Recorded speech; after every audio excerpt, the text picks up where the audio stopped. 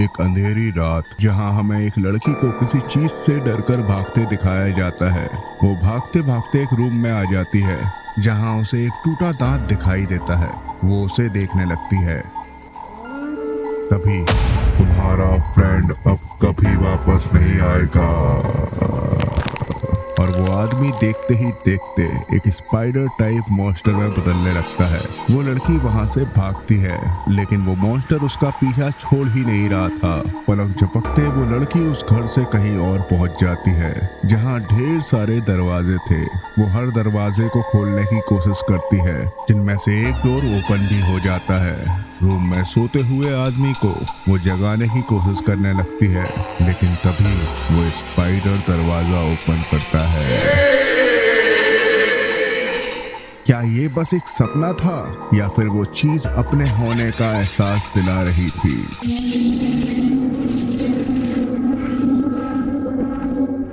तो कहानी शुरू होती है एक छोटी सी फैमिली से, जिसमें जेसिका अपने पति मैक्स और उसके दो सौतेले बच्चों के साथ, जिनका नाम टेलर और एलिस है, वो सभी जेसिका के पुराने हाउस में मूव इन करते हैं। जेसिका को बच्चों से प्यार था। वो चाहती थी कि वो और उसकी फैमिली इस घर में खुशी खुशी रहें। छोटी एलिस को तो जेसिका पसंद थी, लेकिन वहीं टेलर को वो कुछ खास पसंद नहीं थी।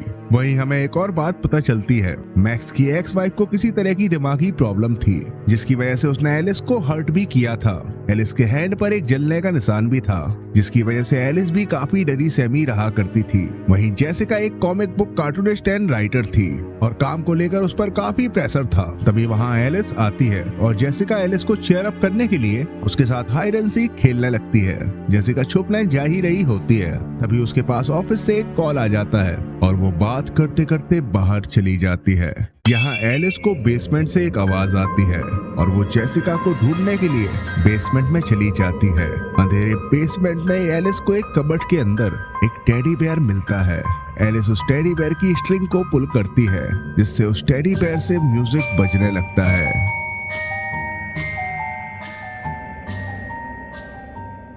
अब हमें ऐसा दिखाया जाता है जैसे एलिस उस टेडी बेयर से बात कर सकती है। उस टेडी बेयर का नाम चॉन्सी होता है और एलिस उसे अपने साथ ले आती है। कुछ देर बाद जेसिका भी एलिस के रूम पर जाती है और वो एलिस से सॉरी बोलती है। वो उसके साथ वापस खेलने के लिए कहती है। इस पर एलिस उसे मना कर देती है। वो कहती है कि उसे एक नया दोस्त मिल गया है, वो उसी के साथ खेलेगी। यहाँ टेलर उदास थी क्योंकि वो अपनी ओल्ड लाइफ छोड़कर यहाँ रहने आ गई थी। वो अपने फ्रेंड्स की सोशल मीडिया फीड पर एक पोस्ट देखती है, जिसे देख वो भी विंडो के पास जाकर एक सेल्फी लेती है। सेल्फी लेने पर उसके पीछे विंडो के बाहर उसे एक ओल्ड लेडी खड़ी दिखती है, लेकिन वापस देखने पर विंडो के बाहर कोई नहीं होता। वो घर के बाहर जाकर चेक करती है, जहाँ उसकी मुलाकात एक लड़के से होती है। उसका नाम लियम होता है। टेलर जब उससे उस ओल्ड लेडी के बारे में पूछती है तो लियम बताता है, अरे वो शायद पैटरसन होगी, वो यहाँ हमेशा से रहती आई है, उन्हें शायद तुम्हारे घर में इंटरेस्ट है, तभी वो तुम्हारे घर के आसपास खड़ी दिखाई देती है। अब लियम टेलर को उसके साथ पार वगैरह चलने के लिए बोलता है। तभी वहाँ जेसिका आ जाती है और लियम का पोपट हो जाता है। टेलर भी जेसिका से गुस्सा हो जाती है क्योंकि वो तो लियम से पटना चाह रही थी, लेकिन जेसिका ने उन दोनों की बनती बनाई बात को बीच में आकर बिगाड़ दिया। यहाँ एलिस हमेशा चॉन्सी बेयर को अपने साथ रखती है और उससे ढेरों बातें करती है। जेसिका भी हैप्पी थी कि एटलीस्ट अब एलिस खुश है और वो अपने पति मैक्स को भी एलिस की बातें सुनाती है। अब रात में एलिस जेसिका के रूम में आ जाती है। वो कहती है कि वो और चॉन्सी हाइड एंड सीक खेल रहे हैं, उसे कोई मस्त जगह बताओ जहां वो छुप सके। इस पर जेसिका कहती है, तुम हमारे बीच में आकर छुप जाओ, चॉन्सी तुम्हें यहाँ नहीं ढूंढ पाएगा। एलिस भी मॉम डैड के बीच आकर छुप जाती है और वो सब ब्लैंकेट के अंदर आ जाते हैं। तभी जेसिका को किसी के कदमों की आवाज आती है। वो जब ब्लैंकेट हटाकर देखती है तो उसे बेड के नीचे कोई ज्यादा दिखता है। जेसिका हिम्मत करके बेड के नीचे देखती है। बेड के नीचे उसे कुछ ठीक से नजर नहीं आ रहा था।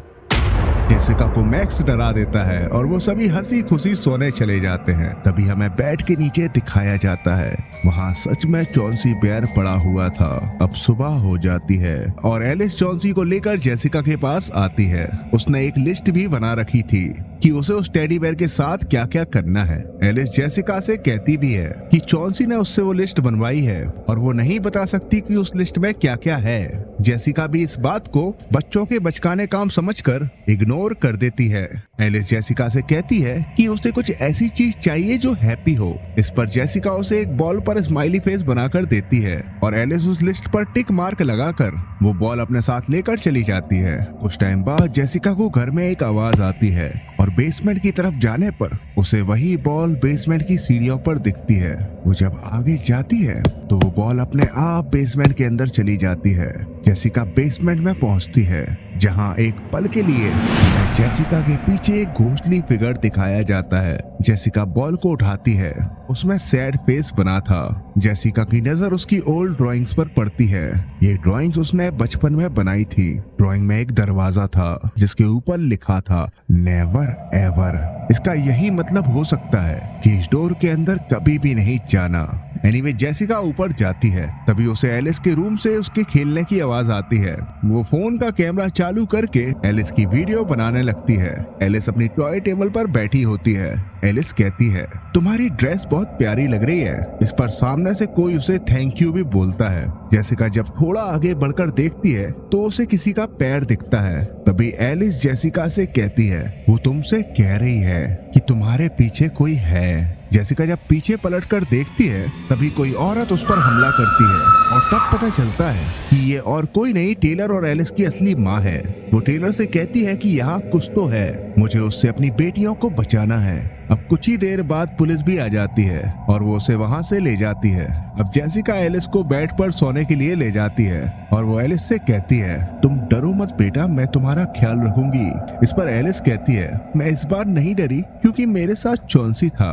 अब जेसिका बेड पर जाने से पहले वॉशरूम आ जाती है जहाँ वो फिर से एलिस के रूम से आवाज आती सुनती है, चॉन्सी हमेशा एलिस को प्यार करेगा, चॉन्सी हमेशा एलिस को प्रोटेक्ट करेगा।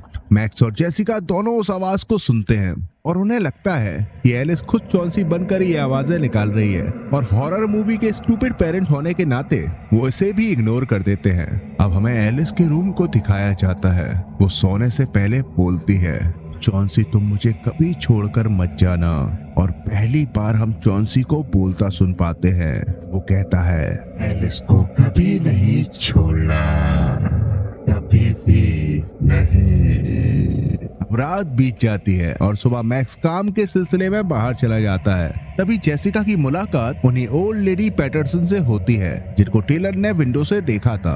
वो ओल्ड लेडी बताती है कि वो जेसिका के बचपन में उसकी बेबी सिटर थी और जेसिका भी अपने किसी इमेजिनरी फ्रेंड से बातें किया करती थी। कभी कभी तो उन्हें ऐसा भी लगने लगता था कि जेसिका का इमेजिनरी फ्रेंड रियल था। अब जेसिका को अपने बचपन का कुछ याद नहीं था तो वो इन बातों पर ज्यादा ध्यान नहीं देती। असल में जेसिका के बचपन में ही उसकी माँ चल बसी थी और उसके बाद उसके डैड का भी मानसिक संतुलन सही नहीं रहता था। तो जेसिका की दादी ने उसे पाला, लेकिन जल्द ही वो जेसिका को लेकर शहर में शिफ्ट हो गई और तब से लेकर अब जाकर जेसिका अपने ओल्ड घर में आई है। पैटरसन जेसिका को ये भी बताती है कि तुम्हारे पिता तुम्हारी कॉमिक बुक्स के बहुत बड़े फैन थे। वो घर के बाहर बैठकर तुम्हारी ही किताबें पढ़ा करते थे, लेकिन अब उनकी हालत काफी ज्यादा खराब है और उन्हें टाउन के ही हॉस्पिटल में एडमिट किया गया है। तो जेसिका टेलर और एलिस के लिए खाना बनाकर अपने फादर से हॉस्पिटल में मिलने चली जाती है। यहाँ एलिस एक जार में कीड़े इकट्ठा कर रही थी। जब टेलर उससे पूछती है कि वो ऐसा क्यों कर रही है, इस पर एलिस उसे बताती है कि चॉन्सी ने उसे बोला है ऐसा करने को। वो कहता है कि मैं अगर उसकी बनाई लिस्ट को पूरा कर लूं तो वो मुझे उसके फ्रेंड्स से मिलाने ले जाएगा। टेलर ये सब इग्नोर कर वहाँ से चली जाती है और वो मौके का फायदा उठाकर लिएम को घर बुला लेती है। वो दोनों एक साथ घर पर बैठकर मूवी देखने वाले थे, लेकिन लिएम अपने साथ महंगे नशे लेकर आया था। तभी लिएम एलिस को कीड़ों से भरे जार के साथ देखता है और वो उससे कीड़ों वाला जाल ले लेता है, जिस पर एलिस काफी गुस्सा हो जाती है और वो लिएम से कहती है, कभी भी मेरी चीजों को टच मत करना, और वो लिएम से अपना जार लेकर चली जाती है। वहीं यहाँ हॉस्पिटल में जेसिका के डैड उसे नहीं पहचानते। जेसिका उन्हें अपनी कॉमिक बुक्स पढ़कर सुनाती है। तभी उन्हें याद आता है कि वो जेसिका है। वो कहते हैं, तुम मुझे छोड़कर क्यों चली गई? तुम उस सीबी से बात करना बंद कर दो, बंद कर दो। जेसिका कहती है कौन सी भी। इस पर उसके डैड कहते हैं तुम्हारा सीवी, तुम्हारा सीवी। तभी नर्स वहाँ आ जाता है और जेसिका घर की तरफ निकल जाती है। यहाँ टेलर और लियम मूवी देखने लगते हैं। तभी नर्सरी लियम की नजर मैक्स की बोतल पर पड़ती है। उसका पीने का प्लान बन जाता है। टेलर उसे मना भी करती है, लेकिन देखते ही देखते लियम के हाथ से एक बोतल नीचे गिर जाती है। टेलर की बुरी तरह फट जाती है और वो लियम को ऊपर जाकर टॉवेल्स और मोप लाने के लिए कहती है। लियम जब सामान लेने ऊपर जा रहा होता है तब एलिस चॉन्सी से कहती है तुम्हें अगर अब भूख लगे तो प्लीज इसे खा जाना, मुझे यह लड़का बिल्कुल पसंद नहीं है। और चॉन्सी भी लियम को ऊपर जाते हुए देखता है। लियम वॉशरूम में जाकर टॉवेल्स कलेक्ट कर लेता है और वो हल्का होने लगता है। तभी उसे एक म्यूजिक सुनाई देता है। जब वो आसपास देखता है उसे वही टेडी बेयर वाली स्ट्रिंग दिखाई देती है जो धीरे धीरे ऊपर जा रही थी। जब वो ऊपर देखता है उसकी धार लिटरली अपनी दिशा बदल देती है और वो अपना ध्यान जैसे ही हटाता है अब वहाँ कोई नहीं होता। वो वॉशरूम से बाहर आता है और अचानक हॉलवे की लाइट्स बंद होने लगती है और आवाज आती है एलिस की चीजों को कभी टच ना करना। तभी उसे वही स्ट्रिंग दिखती है और म्यूजिक बजने लगता है। वो उस स्ट्रिंग का पीछा करता है और वो स्ट्रिंग के ऊपर पैर रख लेता है। सामने चॉन्सी एक ब्लैंकेट से ढका हुआ हॉलवे में बैठा था और वो स्ट्रिंग के साथ धीरे धीरे लियम की तरफ खिंचता हुआ आ रहा था। लियम स्ट्रिंग छोड़ देता है और एक ही झटके में तभी टेलर वहां आ जाती है जो लियम को डरा सहमा देखती है और उसके ही पीछे जेसिका भी वहां आ जाती है। अब जेसिका लियम की मां के उसकी शिकायत लगाकर उसे घर भेजती है और जेसिका टेलर को भी स्ट्रिक्टली वार्न करती है कि आगे से वो उसकी परमिशन के बिना किसी को भी घर लेकर नहीं आएगी। जेसिका जब अपनी ड्राइंग्स देखती है तो उन्हें भी किसी ने खराब कर दिया था। जेसिका समझ जाती है ये काम एलिस का था। वो एलिस के रूम में जाती है और वो उसी लिस्ट की फोटो ले लेती है। एलिस भी रूम में ब्लैंकेट को ओढ़कर लेटी थी। ब्लैंकेट के अंदर की हलचल को देख जेसिका कहती है आई नो तुम अभी सोने का नाटक कर रही हो, तुम मुझसे गुस्सा हो क्योंकि मैं तुम्हें यहाँ अकेला छोड़ गई थी। मैं तुमसे बस इतना कहना चाहती हूँ, प्लीज मुझे माफ कर दो। आगे से मैं ऐसा कुछ नहीं करूंगी जिससे तुम्हें तकलीफ हो। मुझे तुम्हें ऐसे छोड़कर नहीं जाना चाहिए था। तभी विंडो के बाहर से उसे आवाज आती है। जब वो विंडो से बाहर देखती है उसे वहाँ एलिस खेलती नजर आती है। अगर एलिस बाहर थी तो ब्लैंकेट के अंदर कौन था? अब हिम्मत करके जेसिका ब्लैंकेट हटाती है तो उसके नीचे से चॉन्सी निकलता है। वहीं यहाँ एलिस एक कील लगे ब्लैंक बोर्ड को ले आती है और वो कहती है पक्का इससे दर्द नहीं होगा ना। वहीं यहाँ जेसिका उस लिस्ट को फ्लिप करके पढ़ती है। उसमें काफी ऊट पटांग चीजें लिखी होती हैं, जैसे कि उसे कुछ ऐसा करना है जिससे उसे डर लगता हो और उसमें ये भी लिखा होता है कि उसे कुछ ऐसा करना है जिससे उसे दर्द हो। और अब एलिस खुद का हाथ उस प्लैंक पर लगी कील में मारने वाली थी, लेकिन सही समय पर जेसिका वहां आकर उसे बचा लेती है। अब जेसिका ये सारी बात मैक्स को बताती है और नेक्स्ट डे ही वो एक डॉक्टर को घर बुला लेती है जो एलिस से उसके इमेजिनरी फ्रेंड के बारे में सवाल पूछती है। इस पर एलिस कहती है वो मुझसे बहुत प्यार करता है, वो हमेशा भूखा भी होता है। इस पर वो डॉक्टर कहती है अगर वो तुमसे प्यार करता है तो उसने तुम्हें खुद को हर्ट करने के लिए क्यों बोला? अच्छे फ्रेंड ऐसा तो नहीं करते। तुम चॉन्सी को बता क्यों नहीं देती कि तुम सच में उसके बारे में क्या सोचती हो? इस पर एलिस चॉन्सी की तरफ फेस करके उससे बात करना स्टार्ट करती है। चॉन्सी मुझे बहुत डर लगा, मैं अपने हैंड को हर्ट करना नहीं चाहती थी। मैं चाहता था कि तुम ब्रेव बनो, मैं तुम्हें सेफ रखूंगा। हम पहले की तरह क्यों नहीं रह सकते?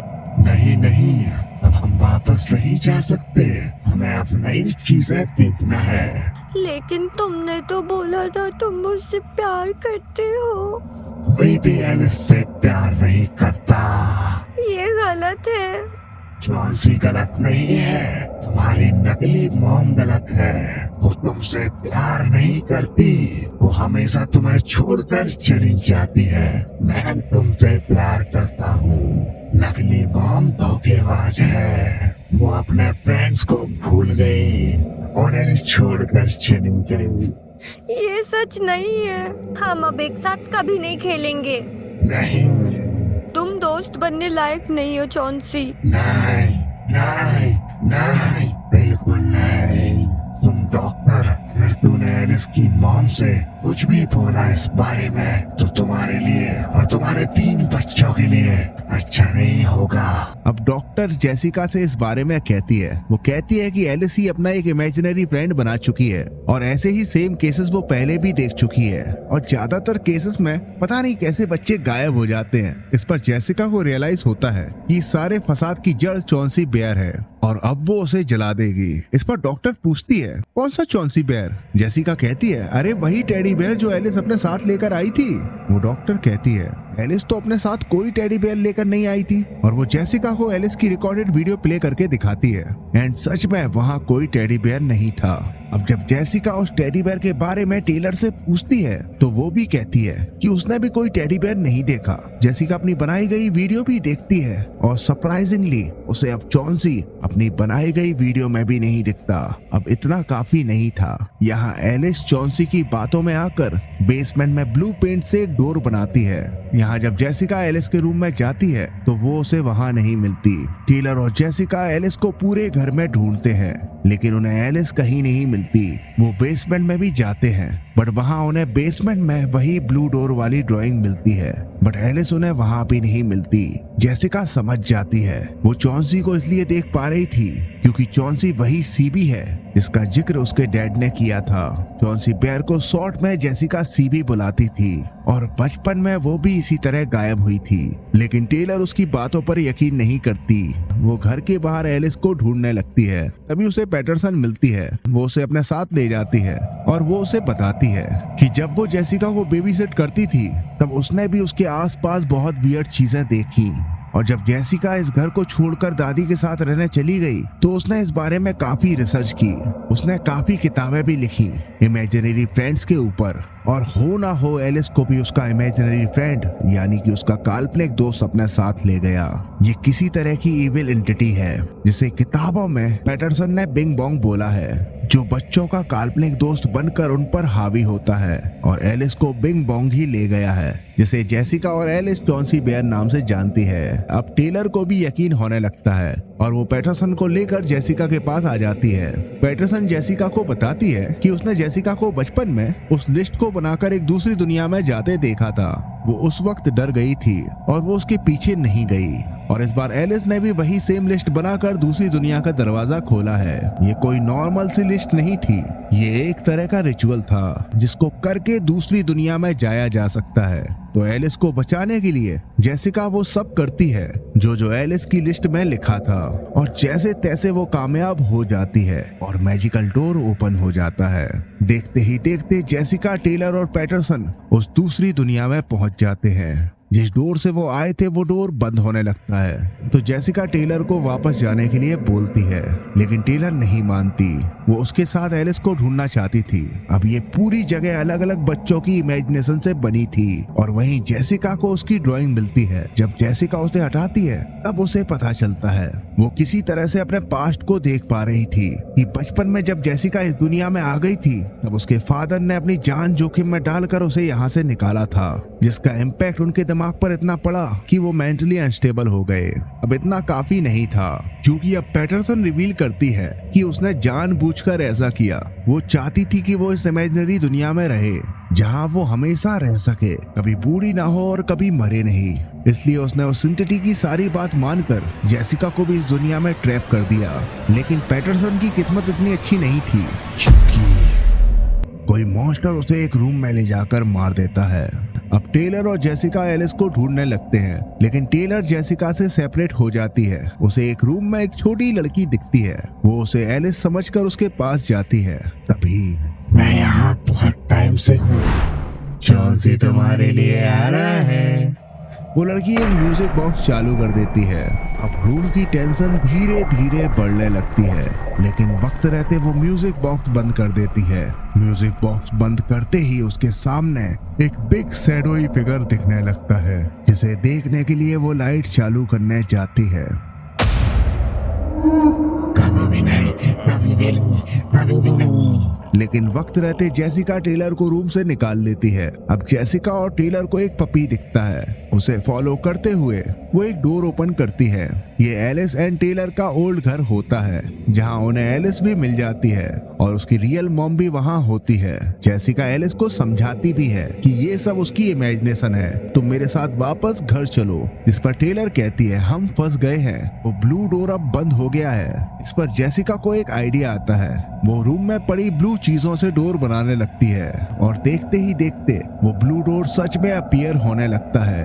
टेलर और एलिस भी उसकी मदद करते हैं। अब डोर पूरी तरह रेडी हो जाता है। जैसे ही वो लोग जाने लगते हैं तभी तुम उसे अपने साथ नहीं ले जा सकते, वो मेरी है। टेलर उसे धक्का देती है और कुछ ही पलों में वो चौंसी बेयर के मॉन्स्टर फॉर्म में उठकर खड़ा होता है। जेसिका टेलर और एलिस को वहां से भागने को बोलती है और ना चाहते हुए भी एलिस और टेलर वहां से भाग जाती है। अब जेसिका जमीन में घुसने लगती है, लेकिन वो फिर भी चौंसी को घायल कर देता है। वो नीचे गिरती है। चौंसी उसका वहां भी पीछा करता है, बट जेसिका टाइम रहते डोर ओपन करके वहां से भाग निकलती है। वो उस डोर के बाहर एलिस और टेलर से मिलती है और फिर सब नॉर्मल दिखाया जाता है। वो हॉस्पिटल में अपनी कॉमिक बुक पढ़कर अपने डैड को सुना रही थी। वहाँ उसके साथ उसकी पूरी फैमिली थी, लेकिन जेसिका को उसकी फैमिली में कुछ तो अजीब लगता है और जब वो एलिस की स्लीव ऊपर करती है तो उसके हैंड पर वो जले का निशान नहीं होता। वो समझ जाती है कि वो अभी भी उस इमेजिनरी वर्ल्ड में ट्रैप है। देखते ही देखते उसे सब घेर लेते हैं और वो रिवील करते हैं, मैं इसको भी चाहिए ही नहीं, मैं हमेशा से तुम चाहिए थी, क्योंकि तुम्हारा इमेजिनेशन पावर और उसे काफी ज्यादा स्ट्रॉन्ग है जो हमें बीट करता है। अगर तुम हमारे साथ रही तो हम तुम्हारी फैमिली को जिंदा छोड़ देंगे, बदले में बस तुम्हें हमारे साथ हमेशा हमेशा रहो। अब जेसिका के पास कोई ऑप्शन नहीं था तो वो उन्हें हाँ बोल देती है, लेकिन तभी टेलर वहां आ जाती है और वो जेसिका को उनसे बचाकर भागती है। अब वो काफी गुस्सा थे और वो मॉन्स्टर बनकर जेसिका का पीछा करते हैं, बट टाइम रहते जेसिका एलिस और टेलर के साथ उस डोर से बाहर निकल जाती है। जेसिका उस डोर को ब्लैक पेंट से कवर करने की कोशिश करती है, लेकिन तभी डोर ओपन हो जाता है और वो मॉन्स्टर जेसिका को खींचने लगता है। तभी कैरोसिन का डब्बा वहां फैल जाता है। वो एंटिटी अपनी आंखों के जरिए जेसिका को वश में करने लगती है, लेकिन फाइनली एलिस उस कैरोसिन में आग लगा देती है और वो सभी भागकर उस बेसमेंट से बाहर निकलते हैं। वो डोर भी हमें बंद होता दिखाई देता है। पूरे घर में आग लग जाती है। जेसिका के अंदर एक सुकून था कि फाइनली वो कामयाब हुई और वो दोनों बच्चों को लेकर एक होटल में चेक इन करने जाती है। तभी उन्हें होटल लॉबी में एक बच्चा टेडी बेयर के साथ खेलता नजर आता है और ये देख एलिस उनसे कहती है, क्या प्लीज हम दूसरे होटल में जा सकते हैं, मुझे यहाँ सही नहीं लग रहा। जेसिका भी इस बात पर एग्री करती है और वो तीनों दूसरे होटल की तरफ चले जाते हैं। अब इमेजिनरी फ्रेंड्स और मॉन्स्टर से बचना इतना आसान नहीं है, क्योंकि जब तक बच्चों में इमेजिनेशन है, जब तक वो इमेजिनरी वर्ल्ड जिंदा रहेगा और उसमें रहने वाले मॉन्स्टर्स बच्चों की इमेजिनेशन पर फीड करते रहेंगे। So that's